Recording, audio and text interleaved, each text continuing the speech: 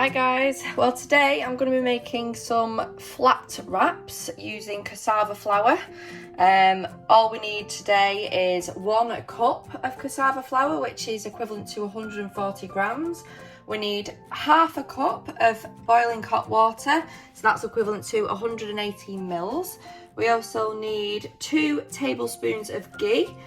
You can use olive oil or coconut butter or oil in its place if you're on the AIP diet. I've successfully made some reintroductions, so I'm using ghee at the moment. And then you can add any herbs you want. So I'm going to be using herbs de Provence, garlic powder, onion powder, and a bit of nutritional yeast, which gives it like a cheesy flavour. You also have the option to add some seeds to it if you want, just to add a bit of good fats to it, but on this occasion I'm just going to be adding these ingredients here. So now you just put all the ingredients into a big mixing bowl, and then you mix all of it all together until it's formed like a big ball, and then I'll just show you what to do after that.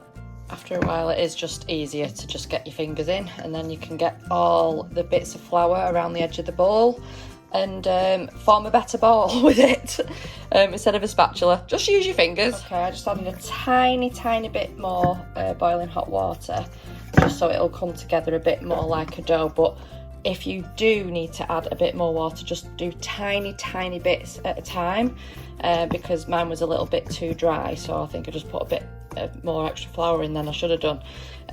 So yeah, once it's rolled into a ball like this, what we do next is get 2 pieces of parchment paper lined with flour, and then we roll them out into wraps. Okay, so I've took a bit from the main ball and I'm going to roll this out between 2 pieces of parchment paper on some more flour.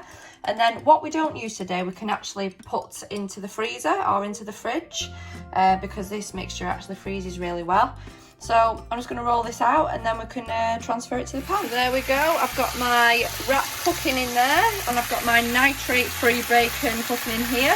And so today I'm just going to have a bacon and salad wrap for breakfast. Cooking nicely, that, looking good.